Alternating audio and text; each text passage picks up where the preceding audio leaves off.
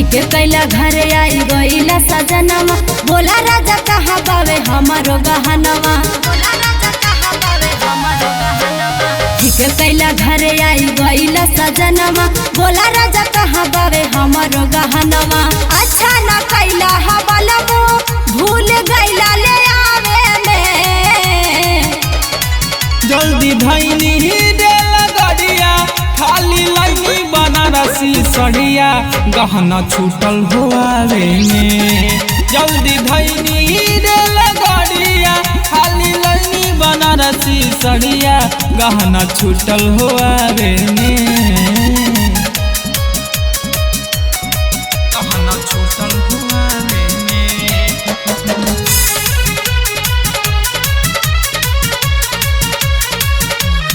गहना छूटल होआवे में। देवर जी के बतिया पिया नाना दो के नथिया ना भूलाइल बानी।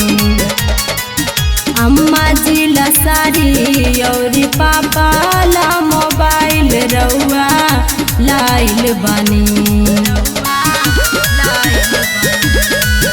पूरा घरवा में हम ही कमाए के गुजर बानी हो, धनी सबके मिला के चले के पड़ी बड़ बानी हो।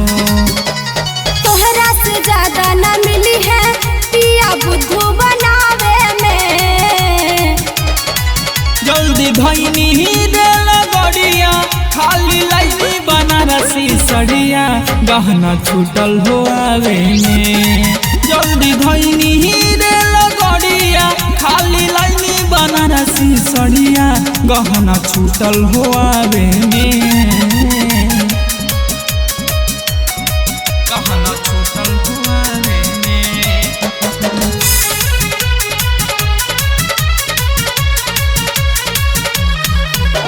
छूटल होआवे में।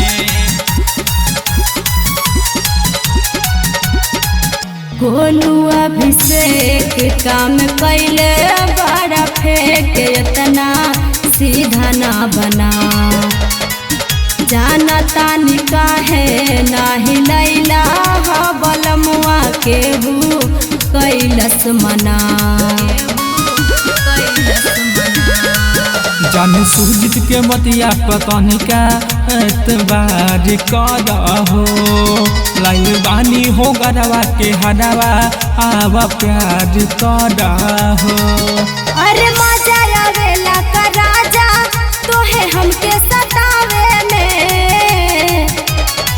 जल्दी धैनी देला गड़िया, औरी लाइनी बनारसी सड़िया, गहना छूटल नयावे में। जल्दी धैनी देला गड़िया, औरी लाइनी बनारसी सड़िया, गहना छूटल नयावे में। समझ लो।